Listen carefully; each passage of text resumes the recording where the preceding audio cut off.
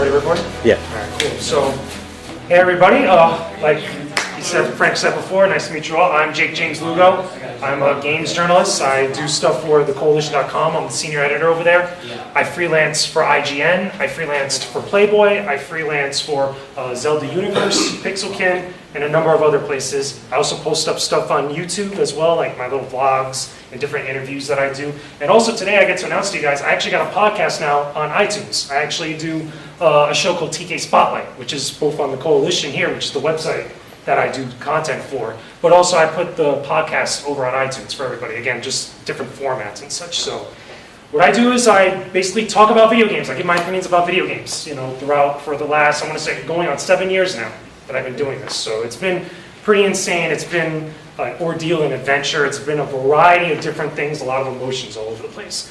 I've always wanted to be part of gaming. I always wanted to be part of the industry, not just in the development side of things, because I know some of you guys out there, you guys are wanting to be game developers, correct? You guys want to get into the industry? You want to become indie devs or work for a AAA publisher or developer someday? I wanted to be on the flip side of that, because there's many facets of the industry. There's just not one path to the top of the mountain. So for me, it was always cool, the discussion about games, the talking about games. Again, when you're together with your friends, you're talking about games, what's the best, what's the worst, what's cool, whatever else. Like that. So I was always obsessed with that. I always thought it was cool. Anybody here listen to like Hot 97? Anybody listen to like The Breakfast Club, Power 105? Is there a couple of fans in the back? Okay. Anybody know who Angie Martinez is? Okay. If you're a hip hop fan, you know who Angie Martinez is. Any Tupac fans in here? No? One in the back. Two maybe. But yeah, like that's how I kind of like envisioned a lot of stuff that I would be a part of. Not necessarily in the hip hop aspect of stuff, but really, gaming and such. So I want this, with me being here today, rather than just me talking, I want this to be a discussion with me and you guys. Because I'm pretty sure a lot of you guys have a lot of thoughts, a lot of questions, a lot of things you guys want to know about, a lot of things you guys want some food for thought and insight about when it comes to gaming, when it comes to the industry and stuff. So I'm going to open up the floor to anybody that has questions, that anybody has any sort of comments or things that you guys want me to touch on. Maybe I could offer a little bit of my expertise, a little bit of my thoughts and my insight to you guys. Again, whether you're into game development, whether you just love video games or anything of the sort. So have at you. Who's got some comments in the back? Unity or Unreal? A lot of people right now, from what I've seen, especially a lot of games that are getting published on places like PSN, Xbox Live, are using Unity. Like, for example, Pac-Man 256. I know that's one that I reviewed was maybe a good couple of months ago when it came out, because that was also some sort of mobile game back then, but it was built in Unity. There's a couple other games here and there that have been all over the place. Some of them not really that big, and some of them okay, somewhat big, that end up using Unity. I know also, I think it's Unreal 4 right now. There's a couple big AAA games that have been using stuff like that. But as far as like my preference, it doesn't really matter to me as long as it's fun to play, as long as it's interesting to play. Again, whether it's aesthetically pleasing or it's gameplay pleasing, like that. Hopefully that answers. Thank you. So, any comments, any thoughts, anything that you guys are curious about? I'm curious, how was it like freelancing for IGN and Playboy? What is it like? That's like a stark, such a stark difference. That's a weird one. Right. It's like, oh, you wrote for Playboy, so you talked about women, right? No, unfortunately not.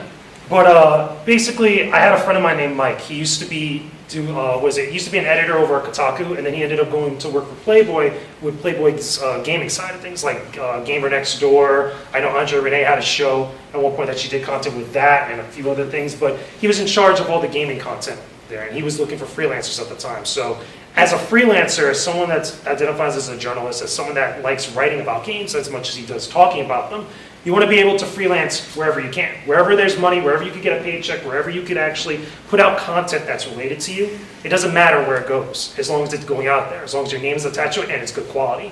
So with Playboy, that kind of came from not only answering a lot of Twitter postings, messages, emails, postings around and word of mouth from people that were looking for freelancers, people that were looking for people just to get content out so they could edit and just put up stuff for throughout the days and the weeks and stuff. But that was pretty cool. I ended up doing 2 postings on Playboy. I did one list about the best Batman games that didn't have Arkham in the title. So that's like Batman on the NES, Batman on Sega Genesis, Sega CD, Batman in the arcades with the Batmobile. Anybody get to play that, like Dave & Buster's or something, the Batmobile? Yeah. It's pretty awesome. Like 1989 Batmobile. That's enough said. What else did I have? I think I had Batman Forever. I think at one point. Batman Returns for the Sega Genesis and Sega CD. a variety of different games, but as long as they weren't the Arkham series done by Rockstar, that's what went on the list. And then I think I did another one about like the best role models or gaming characters that were role models for fitness. So like the Centurion from Altered Beast, for example, like something like that. That was like a crazy fun list, but content that I put out there. But besides Playboy, IGN is a funny story because I've always wanted to work for IGN. That's where I want to go. That's my goal. I want to go be someone that's on staff with them and actually put content out. Because to me, at least in my own opinion, it's different for everybody out there. IGN is the biggest website in our industry. It's the biggest one in the world. They're franchised in other countries, but here in the United States, they are the big dog. They are the top. They are the top of the mountain. Plain and simple. So obviously, wanting to do the best work, I want to be able to go work for the best. And how that ended up like coming together. Anybody listen to Podcast Beyond? Anybody know what Podcast Beyond is? Any Podcast Beyond fans? One person? Okay, IGN has a variety of different podcasts that they have. Okay, they have Podcast Beyond, which is their PlayStation S-centric type of podcast. They have Nintendo Voice Chat, which is Nintendo games. Then they have, I believe is Podcast Unlocked, which is their Xbox-centric podcast. Then they have a bunch of other stuff like movies and etc. Podcast Beyond one time, it was a guy named Jared Petty that he did a bunch of like different editing and wiki guide stuff on the website. He put out a call to everybody out there that was listening to the podcast that, listen, we're looking for freelancers and people that want to join up to edit wiki guides. Wiki guides are basically just guides, how to play games. That's basically what they are. You write up entire pages worth of how to play a particular game. But they needed people to actually do that. So I was able to answer the call and send them a message and tell them, hey, listen, I'm here. I want to help. I want to actually be there for you guys. So I ended up as my first kind of like trial run. Anybody know of a game called Freedom Wars on PS Vita? Two people. I wrote the entire guide myself for Freedom Wars on IGN. So that guide is my guide. That was like my probation run before I got paid. I didn't get paid for that guide, so I was a little salty about that. But they were able to at least see where I was at, see what I could contribute. And then from there, I've been freelancing for them almost going on next February is going to be 3 years. Nice. So I've been doing it for about 2 years now, just posting up content. I wrote recently, last couple games I actually did guides where I did it for Shadow of War, Middle-earth Shadow of War that just came out. WWE 2K18, literally within the last week I did that. I went back and did Ghost Recon Wildlands. I've done it for WWE 2K17, Doom, Fallout 4, there's a lot I'm trying to think of. Fallout, Shelter on iOS and mobile, and a bunch of others since then. And I like doing it because not only it's a good work, it puts stuff out there and helps people and such, but also it's stuff to my name that's part of the biggest outlet in the industry. At least that it's something that's personal to me. That's a cool personal accomplishment. When did you start the coalition? So the coalition, I came on after about 2 years or 3 years or a couple of years that the website was around. And when I started as a freelancer, just a greenhorned young gaming journalist wannabe, I started posting up on YouTube. And I went to a website from there called Real Taco Gamer, and then another website afterwards called Shifted to You. And once I was done with Shifted to You, I had been talking to a couple of the editors that were over there, that they were looking for more people to join their staff. And I eventually was like, you know what, I want to go to this website because they're doing something.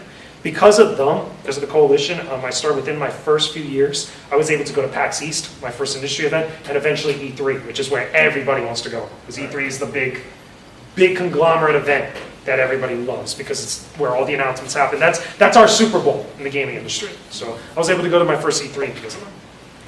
That's awesome. Mm-hmm. Any comments? Why did IGN team up with Humble Bundle? I'm sorry? Humble Bundle, they teamed up with IGN? Yeah, they actually bought Humble Bundle. They purchased them. One of the things I know that Per Schneider at one point was talking about it, where they said that they never really wanted to change up what Humble Bundle was. They just wanted to kind of like work with them to actually have them do better things and bigger things. They wanted to give them the resources to give maybe better deals for people, better opportunities for other games or other indie games that people might not know about to get more exposure out there. Like a lot of the weird misconception is like when something like that happens is that automatically whatever entity is getting it is going to ruin it. And that's never the case. Like that. Usually in this case, they want to make it better because they're probably fans of it as well. Everybody here has checked out Humble Bundle, right? Everybody knows what Humble Bundle is? Yes. Like you get all, pay what you want, or sometimes you pay a certain amount, you get like a bunch of games and it's like a celebration and stuff like that. They want to be able to enhance that, make it better. Any other thoughts? Here. There's been a couple controversies in the media with game journalists finding themselves at the center of it. Do you think that's bad for the gaming industry? And how do you, as an aspiring games journalist, avoid those kind of controversies? Or do you want to avoid them? Of course, everybody wants to avoid controversy. Like, obviously, in entertainment, you always hear, like, all press is good press, whether it's bad or good or whatever else. But I think, like, obviously, controversy, sometimes, well, it's weird for us in the gaming industry, from the journalists or the media standpoint, because everybody has an opinion and such when it comes to things like this, because we're such a big entertainment medium. I don't like controversies. I don't like the nonsense, the quote-unquote drama that a lot of different places get into, because I think it doesn't really help us as a whole as an industry. It doesn't really contribute to anything, and it kind of divides people. One of the biggest misconceptions, and I was talking about this recently with a guy named Colin Moriarty. Everybody here has checked out Kind of Funny? Anybody knows Colin Moriarty? Has heard of him, listened to the podcast, Podcast Beyond. He's written a bunch of stuff. He was my last big interview that I did recently over on the Coalition as part of my show. And one of the things that we were talking about was this big disdain that people have, not just consumers, but just people in general, have with the games media, or just media in general. I mean, besides the political stuff, besides the election, all that other craziness that's disassociated with it.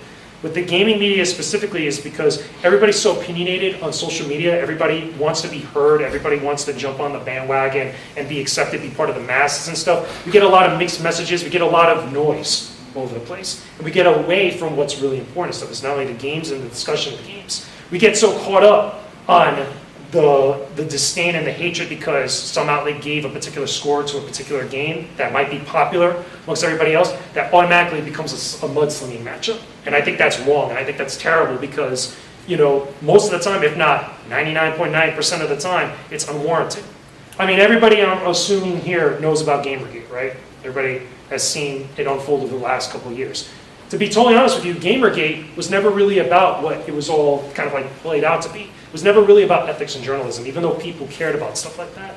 It really started from not only just argument between two people that just, again, were handling their own business and stuff, but everybody blew it up into something that it wasn't. It ended up becoming a hashtag. I think it was like Alec Baldwin's brother came up with the hashtag Gamergate, because he was making fun of Watergate at one point, and then everybody just ran with it, and it became this thing, literally, in the industry. But as far as the individual, as far as me, and as far as I know a lot of other people that are in the industry, nobody ever really wants to get into controversy because it takes away a lot of your energy and a lot of your time and a lot of your effort that you put out towards making good content, towards something else that you don't really want to be associated with. I mean, why get caught up talking about a controversy, something like that, any sort of hashtag or whatever else, when you could be talking about games that are coming out that week, when you could be talking about something awesome like a developer, spotlighting an icon in our industry, talking about upcoming events and other stuff that people might not know about. You know, it's just amazing to me that now for a lot of different places, it's not just bigger outlets here and there, but a lot of individuals, a lot of people seem to be under the misconception is that you have to deal with stuff like that. And I don't think we really have to deal with stuff like that. We just got to pick and choose better what we want to focus on. Hopefully that gives a little bit better insight for me. The crazy thing is too, right? A lot of that is directed at larger outlets. A lot of that is directed at places like IGN, like a Polygon, like a Kotaku, like a Rock, Paper, Shotgun, etc. The list goes on. And it's like, it's almost become a fad, I've said plenty of times, or like an in thing to take a shot at a bigger outlet just for taking a shot. Because you want to be quote unquote real, because you want to be quote unquote different. You want to be the legit kind of like penultimate source that everybody goes to, whether it's on YouTube, whether it's on your own blog, your own Tumblr, your own social media, whatever else. Just because you're taking a shot at the bigger outlet, that automatically legitimizes your stuff. And that's a really big common misconception.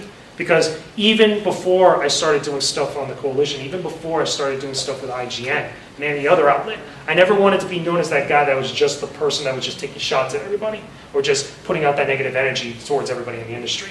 I wanted to put out better positive stuff. I wanted to encourage other people. I wanted to work and collaborate with other people rather than just be at odds with everybody. Like that. So hopefully that answers everything there. So any other comments, any other thoughts, or any other stuff that you guys might want to know about? I got a question for you, man. As a game reviewer, right, and getting hit on with I guess a lot of games to review, right?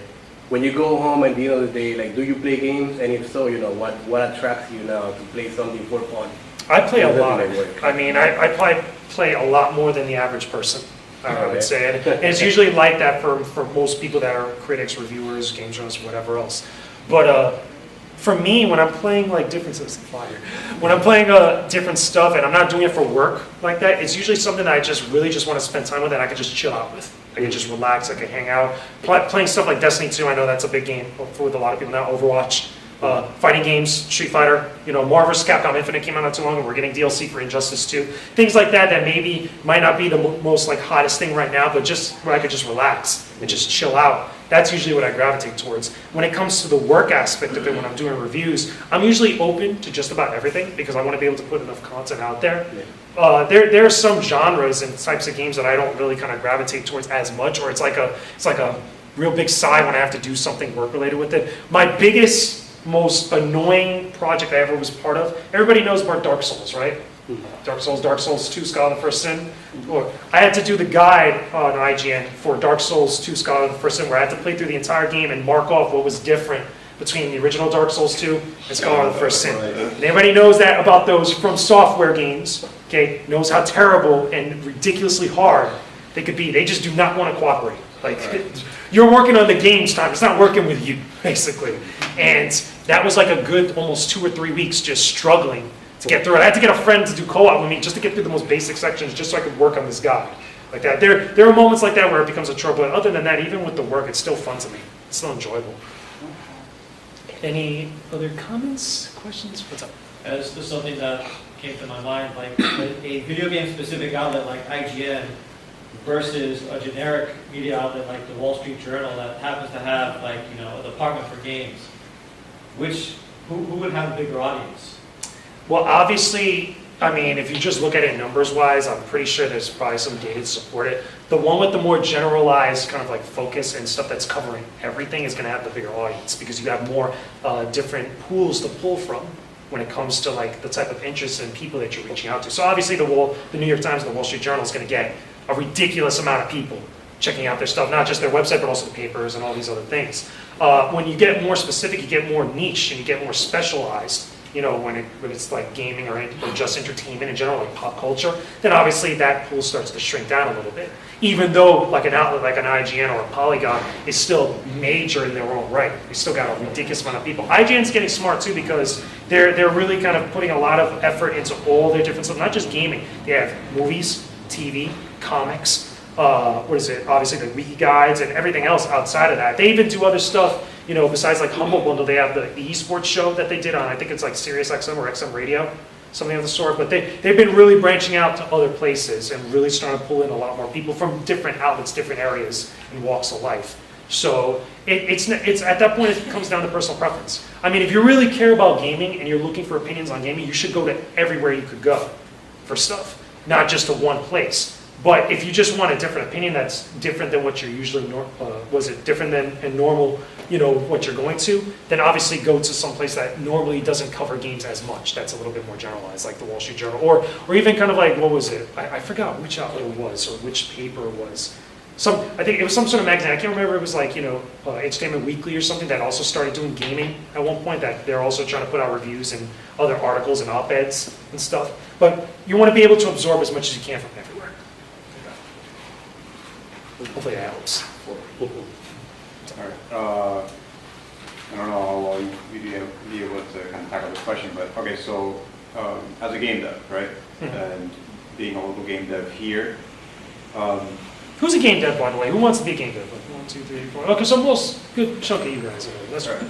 How do we begin the process of kind of like creating the connections with the journalistic industry, bridging the gap from being completely isolated, just working on a project, and I guess doing self-marketing versus reaching out, making connections, and kind of talking to people who could then help push your product, or be a friend or like some kind of connection or anything like that within that industry. Well, where does the bridge meet, and have you seen you're that all happen? part of the same industry. That's one thing. But journalists, games journalists, devs, publishers, PR people, we're all part of the same big giant bubble that is the gaming industry, or the umbrella, I should say. The best way to go about it, number one, is just talk to people, is actually be open to reaching out to people. Perfect example, to bring up Colin again. You remember the game Shovel Knight? Or anybody here play Shovel Knight? Okay. Yeah. One of the reasons why Shovel Knight blew up so much is because the guys at Yacht Club Games literally targeted and went out to Colin and reached out to him as best they could, because they know he loves platformers, especially nostalgic platformers like Mega Man, Mega Man 2, Mega Man 3, etc. Like, that's his game, so obviously he's going to talk about it on his platform like that. It all stems from just reaching out to people, especially reaching out to all people. one of the biggest misconceptions too when it comes to, you know, the way that devs or whether indie or AAA interact with the media and stuff is that everybody's just trying to reach out to the biggest whales out there, the biggest YouTube channels, the biggest outlets, the biggest influencers on social media and stuff. And that's not always the case, and it's not always the best thing. Obviously, you want to get the most exposure for your game. So you want to be able to have places and outlets that are going to be able to talk and speak to a wider array of people. However, I'm of the mindset, and I've met other people that are of the mindset, that you want to be able to have everybody talking about your game, whether it's good or bad, because again, for some people, all press is good press, but even then, they're still talking about your game. They're still kind of putting out word of mouth about your game. They're still discussing it. No matter what type of game it is, it could be RTS, it could be platform, it could be FPS, it could be whatever you're developing. As long as you're putting it out there for people and you're making it obtainable for people. Whether you put your game on Steam, whether you get your game on PSN, whether you put it on eShop, it doesn't matter.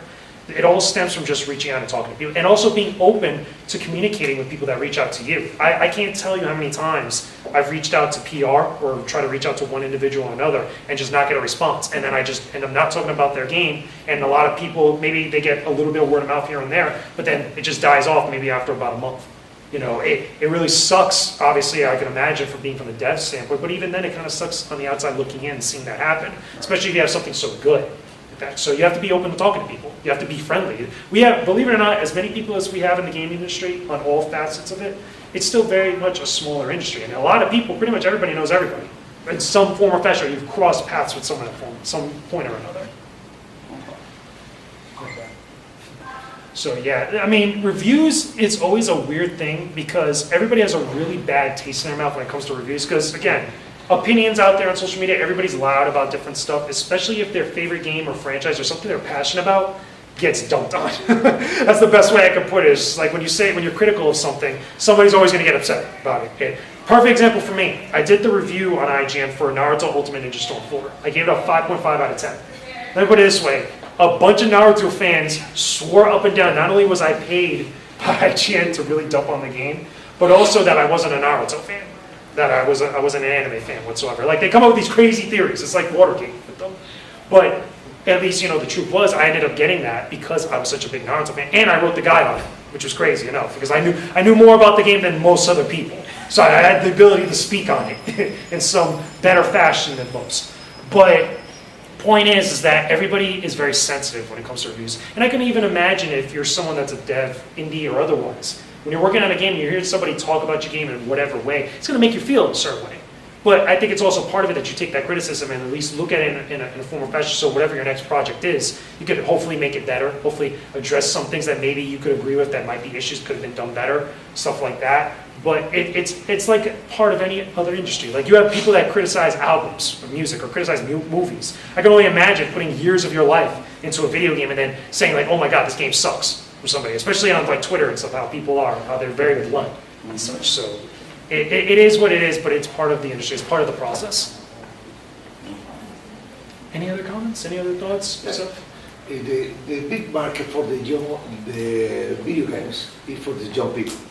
Yeah, the support for these young creators, young producers is growing. Oh, you mean, what do you mean, like just like the amount of people that are just getting into it? Yeah. I mean, yeah, I mean, the gaming industry is growing all the time. I mean, we've been growing every single year. Like, there's been more people getting into it. We've become much more of a bigger industry, a bigger entertainment medium than most others, even bigger than movies to an extent, because the amount of money that gets exchanged, put into projects and all this other stuff like that. The point is also we're the most loudest. We're the most loudest when it comes to not only being on social media, but also just in the word of mouth that we have amongst people. Because, funny enough, I think it was a story, I think it was Grand Theft Auto 5, if I'm not mistaken. Really, some people tried to blame that game for a movie that was coming out that same weekend that did horribly. Even though it was a bad movie, apparently. I never saw it, but like they were trying to push the blame on it, stuff like that. But it's things like that that, you know, that really shows you that people care about gaming enough where they either want to put it out there in a negative light or they just want to be part of it because it's so exciting. I mean, look at E3 now. E3 got opened up to the public. It was like, I was there at E3 this past June, no walking room for like the first day because it was so packed and so many people wanted to be there because they just love the idea of just being around that environment. So, yeah, pretty much, yeah. A lot of people getting into it. Yeah, but now with the schools opening up for video gaming and all these other places, you know, like the market is being flooded. You know, but like you say, you know, like it's an industry that is becoming much bigger than the film industry now.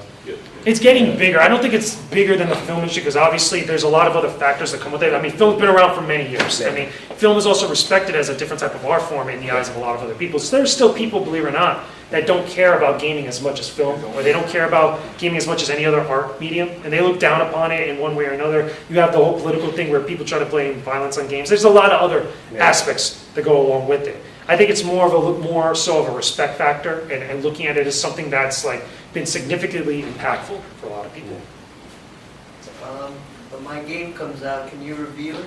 Yeah. Send it to me. You have to play through all 1,000 levels. No, if it's 1,000 levels, I'm getting through 10, I'll be like, It's a little wiki, 1,000 levels. that is a long. But yeah, send it to me. Whatever games that you guys develop from now or into the future and stuff, reach out to me. Reach out to me. I'll give you guys my business card so you guys can take it by the time we finish today, so you guys stay in contact. And so when you review games, do you like play through the whole game or just part of the game? That's one of the main points that we try to do. That was one of the things, like when I was doing the review for IGN, that they made it a point, like, listen, make sure you play through the full game before you really kind of like, you know, figure out where you stand on it, at least so you could say that you played through it. And I noticed that some of them have reviewed, but they say review in progress. So what a review in progress is, for people that don't know, review in progress is it happens for a number of different reasons, especially for bigger games, when you get them around the time that's not right before what's called embargo. Embargo is when you get a game early or you get a product early and you can't give impressions or talk about it or post content about it before a specific date and time. Now, what's been happening more often lately, especially with big AAA publishers like Bethesda, Nintendo is notorious for this sometimes. Super Mario Odyssey just came out, what was it, today? Even so, a lot of people didn't even get the game till today. Basically, they're playing the game, they're reviewing it, they want to put something out that you guys know where they stand on it. It's not fully complete yet. They haven't really fully figured out where they stand on it because maybe they haven't seen the end of the game, maybe they haven't played a particular online mode. That's what happened with Destiny, by the way, and I think it's probably going to happen with Star Wars Battlefront, it's probably going to happen with Call of Duty when it comes out very soon. A lot of these games that have online components to them that are very, very big or very like an intricate part of the game, and for whatever reason on launch day, the servers aren't working. Nobody can get online. Everybody's getting booted. Everybody's getting dropped. Or the online service that's like a big like component to the game. Or better yet, Destiny 2, the raid. Anybody here play Destiny 2? Anybody a big Destiny 2 fan? No? The raid, the Leviathan raid, wasn't ready upon release. So a lot of places waited to make sure that they played all aspects of the game, or at least dived into it and kind of explored it before they were like, okay, this is our final review. This is our final standpoint on Destiny 2. So that's really what a review in progress is for. People have been getting a little bit more brash about it now these days because that's, at least people want to know what's up with these games at the time that they're coming out. Because remember, you're going to go to the store and pay $60 for it. There's going to be a bunch of people like that. Or they want to at least know if it's worth going out to the store and launch. Like that. Hopefully that answers your question. But, so what else do you guys want to know about in the game industry? How do you feel about games that's not like complete? What do you mean specifically? Like it's an indie game, it was good, but it's like incomplete, like it was kind of broken, like a bug in the game. Not like a bug, or just like things that just feel like they need patches, you mean? No Man's Sky. Oh, No Man's Sky, yeah. No Man's Sky is the one that everybody pokes fun at. Deservedly so. Does that affect your review to the game? Yes, because here's the reason why. Okay, and number one, when you put out a product on your launch, okay, the game industry, and I know I'm not the first one to say this, there's plenty of others that say this, the game industry is the only industry where you could put out a quote-unquote incomplete product and expect everybody to pay full price for it. And then have this mentality where, oh, we'll fix it later. That's a big problem in a lot of aspects because it used to be, especially, I want to say a couple console generations ago, like 90s, SNES, Super Nintendo, was it Sega Genesis, even the N64 and the PlayStation 1 days, when a product was being shipped out, it was done. It had to be done because if it was broken, if there was bugs in it, it's in there forever. There's no online component and there's no kind of ability to patch it and stuff.